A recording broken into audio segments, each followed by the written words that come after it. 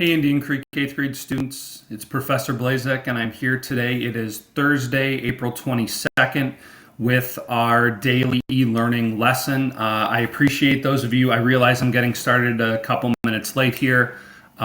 Just had to restart my Chromebook like at 9:58 because I tried to reload the Kahoot results from yesterday and it froze. And, you don't need to hear the whole story. But anyway, I appreciate those of you who are tuning in live or watching afterwards. So let's jump in with our daily review. So yesterday we had 43 out of 51 students who submitted the ELA attendance form. That's great. Again, right on par with where we've been at pretty consistently.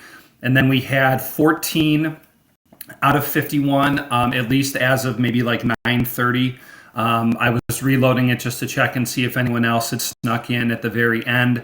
But 14 out of 51 people who completed the Kahoot review for Vocab Unit 10 from yesterday.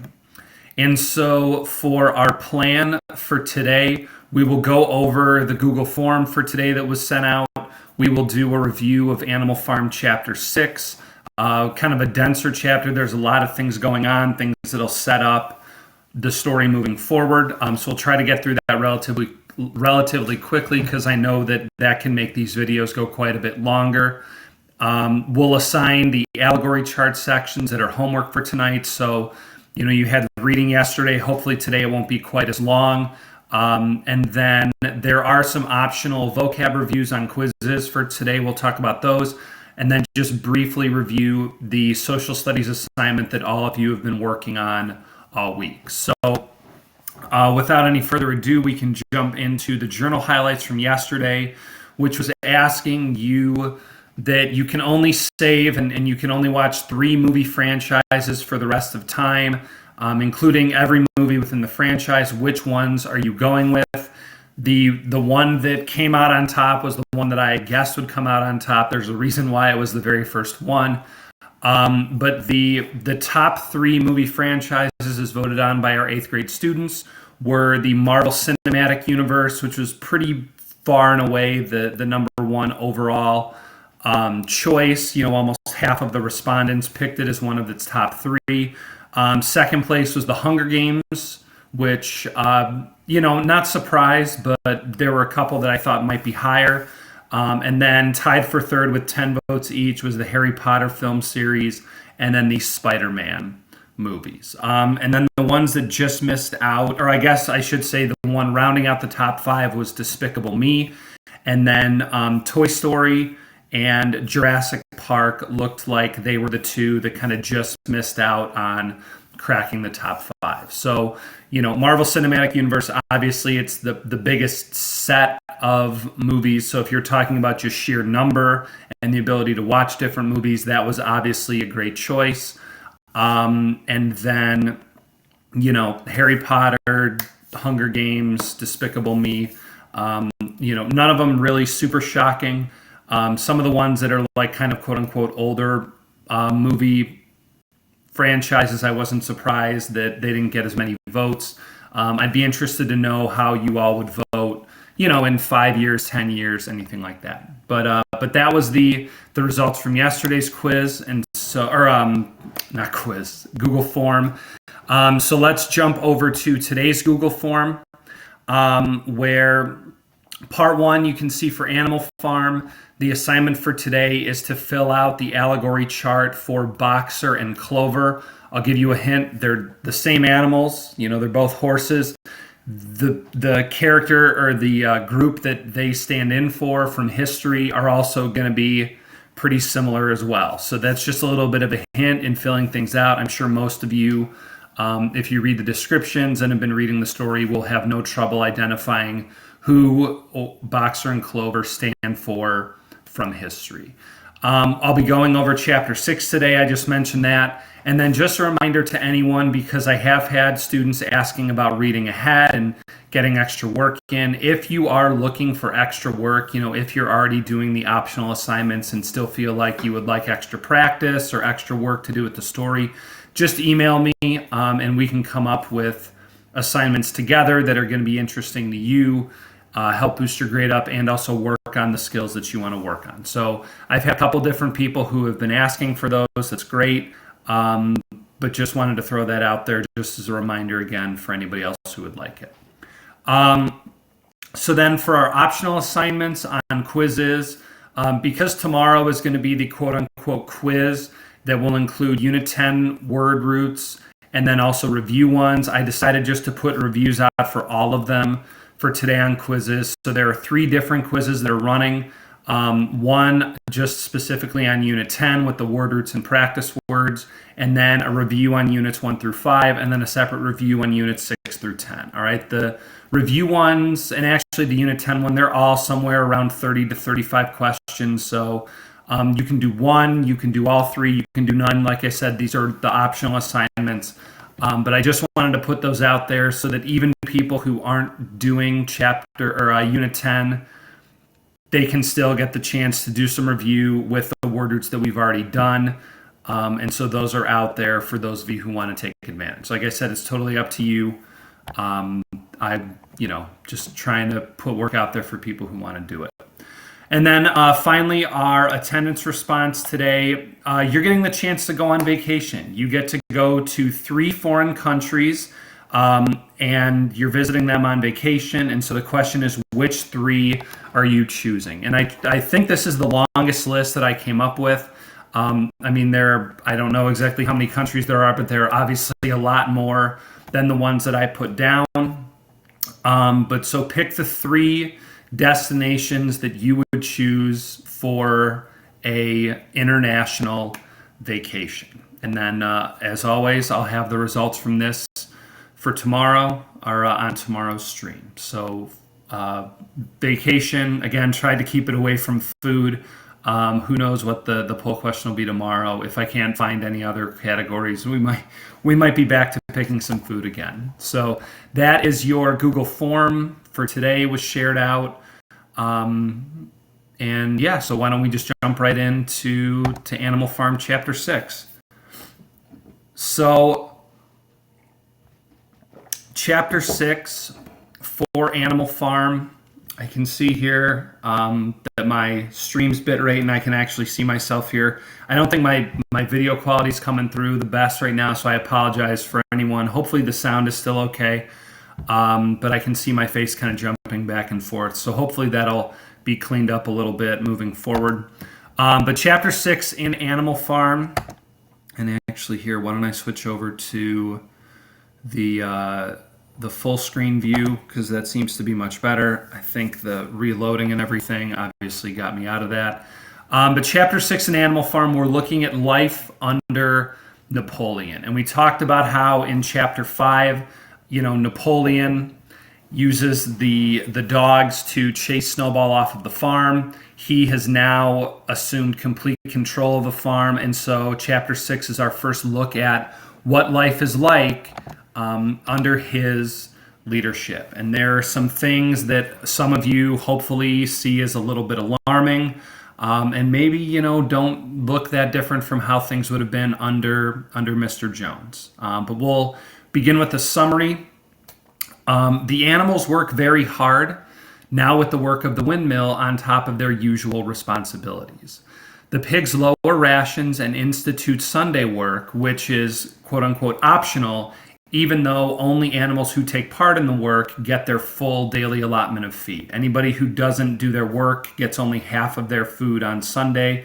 So it's, optional work, but that's only if you're okay with only getting half as much food for the day. The other animals keep a positive attitude and are led by Boxer, and before long they begin constructing the windmill. The work is hard, but the animals' lives are no worse than they were under Mr. Jones. That's a key phrase and one that we'll be talking about in our important quotes. However, it soon becomes apparent that the farm needs things that it cannot make on its own. And Napoleon announces that a human, Mr. Whymper, has been hired to help the farm trade for these items. These items are things like oil and other parts of like machinery that would go into the windmill, things that can't be grown or manufactured on the farm. So Mr. Whymper's been hired. The other animals are unsure about this, but Squealer convinces them that any doubts they have must have been planted there by the traitor Snowball. So, the other animals aren't feeling great about interacting with a human. They think it goes against the code of animalism, and Squealer's there to tell them, no, that was just Snowball's lies that are making you think that way. The pigs also move into the farmhouse during this time, and they are said to be sleeping in beds, which also causes alarm among the other animals because they feel like they remember that sleeping in beds was one of the things that Old Major had talked about that goes against animalism. They feel like this does not jive with that idea. And so the animals go to read the commandments on the barn, and they realize that the commandments only outlaw sleeping in a bed with sheets. And Squealer explains that all animals sleep in beds. Things like a pile of hay can be considered a bed, but that sheets are the human invention that cause evil. And so he forces them to agree that the pigs, deserve their chance to rest because their minds are so taxed, being asked to do all the brain work and leading the farm. And so he quickly convinces all the other animals that the pigs are in the right with what they're doing because they're just laying on the beds. They're not actually using sheets, according to Squealer. And, of course, he says that somehow if the pigs were not allowed to sleep in these beds, Jones would come back. And so the other animals are quickly fooled into saying, oh, yeah, that's fine. The pigs can sleep in the beds. And then finally, one night, a storm rolls through Animal Farm. And the next morning, the animals see that the windmill has been destroyed. I think they're said to be about halfway through constructing the windmill, and now it is just completely destroyed. And Napoleon claims that it was Snowball who ruined the windmill because Snowball would do anything to destroy Animal Farm. Napoleon announces a death sentence on Snowball's head and claims that the animals must rebuild the windmill no matter how much work will be involved. Now, again, that's up to you as a reader to decide if you think that Snowball actually came back and destroyed the windmill. I can tell you that my gut's telling me no, it was probably just the storm. But either way, this, the fact that the windmill gets knocked down kind of creates this resolve that they're going to continue on, rebuild the windmill, nothing can stand in their way. And that's the end of chapter 6. And so the only character who's really introduced in chapter 6 is Mr. Whymper. He is a human who acts as a middleman, negotiating trade and passing communications between Animal Farm and the other farms. He's described as sly-looking. He's a lawyer, a businessman of sorts. And it's clear that he's really only interested in the money that he's getting. And that's why he is willing to work with Animal Farm despite so much of the rest of humanity not trusting these animals. It seems like humanity's kind of slowly starting to warm up to Animal Farm. It's mentioned that they're calling it Animal Farm, that the humans are not really, siding with Jones as much anymore. They don't really maybe trust it so much, but they're also not as completely against it either. But Whymper is really the first human who kind of, ingratiates himself amongst the animals in chapter 6. And so now let's talk about some of the important quotes from chapter 6. This first one from page 21 says, throughout the spring and summer, they worked a 60-hour week, and in August, Napoleon announced that there would be work on Sunday afternoons as well. This work was strictly voluntary, but any animal who absented himself from it would have his rations reduced by half. Even so, it was found necessary to leave certain tasks undone. It was possible to foresee that the coming winter would be a hard one. The animals were not badly off throughout the summer in spite of the hardness of their work. If they had no more food than they had had in Jones's day, at least they did not have less. So a couple different important points from here. One is that whole concept of voluntary work on Sundays, but if you choose not to do it, then you only get half as much food. So, is it really voluntary? And then this whole sense that, the coming winter is going to be a difficult one. So you can see things where first, when they kicked Jones out, the farm was very prosperous. Life was great. Now they can see that maybe it's going to be more difficult because there's so much more work to be done with the windmill. And then finally, this last quote Already, we're only into chapter 6, and the line is now, if they had no more food than they had had in Jones's day, at least they did not have less. So in terms of just strictly a food perspective, things are already back to being even as when Mr. Jones was in control. So you can just see how quickly things kind of turn around from being, oh, things are so much better, to now it's, well, things might not necessarily be better, but they're also not worse. Which is just, that the way of rationalizing it can make things very difficult for these characters. And so that's why it's important for you as a reader just to maintain that open mind and think about, are things really the same as they were? Are they better or are they worse? Keep that open mind as a reader. The next quote, also from page 21, is that one Sunday morning when the animals assembled to receive their orders, Napoleon announced that he had decided upon a new policy. From now onwards, Animal Farm would engage in trade with the neighboring farms. And then once again, the animals were conscious of a vague uneasiness. Napoleon raised his trotter for silence and announced that he had already made all the arrangements. There would be no need for any of the animals to come in contact with human beings, which would clearly be most undesirable. He intended to take the whole burden upon his own shoulders. So again, a couple different things working in this quote. One is that Napoleon has decided on his own about negotiating and trade. The other animals don't feel great about this. But then that whole concept of Napoleon's made the arrangements and he claims he's taking it all upon himself. It's going to be his burden, which is making him out to be this great ruler. He's making the sacrifice for himself. But in actuality, is he really making any sacrifice? Is it really a burden being able to negotiate and trade and get the things that you want? Again, that just goes back to why it's so important for you as a reader to keep an open mind and decide, is Napoleon making himself out to be a better ruler than he actually is? And is he just saying these things because he knows that the animals are going to believe him?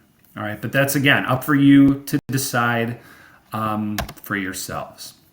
All right, these next two quotes it's surrounding the news of the pigs moving into the farmhouse and the animals' reaction, and then finally Squealer's explanation for why the pigs are doing what they're doing. So on page 23, it tells us that it was about this time that the pigs suddenly moved into the farmhouse and took up their residence there. Again, the animals seemed to remember that a resolution against this had been passed in the early days, and again Squealer was able to convince them that this was not the case. It was absolutely necessary, he said, that the pigs, who were the brains of the farm, should have a quiet place to work in. It was also more suited to the dignity of the leader, because of late he had taken to speaking of Napoleon under the title of leader, to live in a house than in a mere sty. So animals are moving into the farmhouse, they're living there, but according to Squealer, Napoleon, as the quote-unquote leader, deserves to be living in a house rather than just a simple sty. Even though, if you remember, under animalism, the idea that all animals are equal, why is it that one of them or a group of them gets to live in a house? Because they're really, it's like they're too good to live in a sty like the rest of the animals would. All right, and then moving into more of Squealer's explanation, he says, "You have heard then, comrades," he said, "that we pigs now sleep in the beds of the farmhouse. And why not? You did not suppose surely that there was ever a ruling against beds. A bed merely means a place to sleep in. A pile of straw in a stall is a bed, properly regarded. The rule was against sheets, which are a human invention. We have removed the sheets from the farmhouse beds and sleep between blankets. And very comfortable beds they are too, but not more comfortable than we need, I can tell you, comrades, with all the brain work we have to do nowadays. You would not rob us of our repose, would you, comrades? You would not have us too tired to carry out our duties. Surely none of you wishes to see Jones back." So again, this is where the animals have gone to see the commandments, and they realize that it now reads, "No animal shall sleep in a bed with sheets." And this is Squealer's explanation, because it's the sheets that are the human invention. And so now, the pigs are laying in beds, but they're just using blankets. And so they're not really violating the principles of animalism. Again, obviously, Squealer taking advantage of the other animals' lack of intelligence, explaining it to them in a way where he knows that they'll come down on his side, especially at the end when he says, "Surely none of you wishes to see Jones back." I hope, there is no connection between pigs sleeping in beds and a danger of Mr. Jones coming back. But because Squealer knows that he can take advantage of the other animals, because he knows that they're so afraid of Jones coming back, he's able to use this line as an explanation for why the pigs get to sleep in bed. So it's like, you as a reader know what's going on. Hopefully, Jones is not going to come back just because the pigs do or do not sleep in beds. But Squealer explains it to the other animals this way. He's taking advantage of them. So not something that we're seeing for the first time, not something that we're seeing for the last time in terms of Squealer taking advantage of the animals, of threatening Jones coming back, but just another example of his tactics. And then finally, this last important quote from the morning when there's been a storm and they realize the windmill's been knocked down. Napoleon's going around, sniffing around like he's looking for a culprit. And it comes to this point where he says, "Comrades, do you know who is responsible for this? Do you know the enemy who has come in the night and overthrown our windmill? Snowball," he suddenly roared in a voice of thunder. "Snowball has done this thing. In sheer malignity, thinking to set back our plans and avenge himself for his ignominious expulsion, this traitor has crept here under cover of night and destroyed our work of nearly a year. Comrades, here and now I pronounce the death sentence upon Snowball. Animal hero second class, and half a bushel of apples to any animal who brings him to justice. A full bushel to anyone who captures him alive." And so, again, as a reader, you can decide for yourself if you think that Snowball really came back and destroyed the windmill. I don't really think that that's what's going on here. But then you can decide, why is it that Napoleon is using Snowball as the scapegoat? Why do you think that he keeps coming back to, it's Snowball who's causing problems? Snowball destroyed the windmill. He's out to destroy Animal Farm. All right, it's Napoleon abusing his power and explaining things in a way that he, hopes will get more support for himself and also get the animals scared of Snowball just as they are of Mr. Jones. So those are the important quotes for chapter 6. And now we can also look at an update of the barn. I told you that things would be changing, and in chapter 6 here we see our first example of that. So in the 7 commandments, you will see the commandment 4 now says, "No animal shall sleep in a bed with sheets." All right, the first, and again, not to spoil it, but not the last change that we are going to see to these commandments. All right. And then, so for today's actual assignment for language arts, after reading chapter 6, please complete the allegory chart for Boxer and Clover. All right, those are the 2 characters that I would like you to fill in for today on your allegory chart. And then tomorrow, I will be going over these characters in the allegory chart. And then since tomorrow's Friday, I'm sure all of you know that means it's going to be Genius Hour Day, and we will pick back up with Animal Farm next week. All right, it's only a 10-chapter story, so maybe not quite next week, but the week after we'll be done, and then we'll have a couple of end of the unit assignments to do with Animal Farm as well. All right, so I hope everyone's keeping up with their reading. I hope you're enjoying the story. I hope that you're finding these updates and the important quotes and chapter summaries helpful.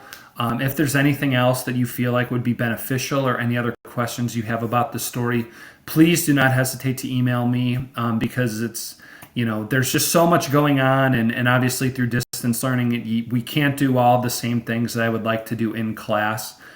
So there is so much more that I could talk about with this story, but I also don't want to be taking up an hour of your time going through on these live streams. So if there's anything else that you want, any other questions, shoot me an email, give me a comment here on YouTube. and I can do my best to incorporate those things moving forward, because we do still have 4 chapters to go. All right. Then just briefly, a reminder for social studies. We'll see if this will load for me. I should probably click over to get this one going too. For our biography assignment for civil rights era activists, just a reminder that today's goal would be that you are finishing up your research and getting started on creating your biography slide. Again, just a reminder here, the 4 things that you need to include: basics, a picture, a brief biography, and then a section explaining your person's impact on the civil rights era. And again, a reminder, you can do more than one person. And if you're having any questions, any issues, please email myself, Mr. Roush, Ms. Watson, and we will be happy to help you with questions you have, if you're struggling to find research, if you're not sure if your slides look good. And then just a reminder that your slides, I gave you just the basic template, but you don't have to follow my template. You can lay it out any way that you want. And again, you can do more than one person. All right. Obviously, this doesn't look like it's going to quite load, so we'll just come back here to our e-learning update slides. Everything's going slow today. I apologize if you're those of you who are watching, it's not coming through that well. You can tell that this is just a very rough introduction. I have no professional equipment or anything like that. So, but otherwise, again, language arts, Boxer and Clover on the allegory chart, and then any of the quizzes or reviews that you would like to do. And then for social studies, just keep on keeping on with those civil rights activist slides. And then, like I said, if you have any questions, just want to check in, say, hey, anything else going on you want to let us know about. We as an 8th grade team and as a whole middle school staff are here for all of you with anything that we can do to help. So I know I sent out that video that Miss Pierce had made yesterday in social studies classroom. I hope you got a chance to watch that and just to see that we all do miss you. And obviously we all wish that we were in class with you all instead of doing our distance learning here. So, any way that we can help, we're happy to help. And I will be back tomorrow, talk about some Animal Farm, talk about Genius Hour, and get ready for another weekend of social distancing. All right. I miss everyone. I hope you have a great rest of your day today. And until next time, this has been Professor Blazek signing off.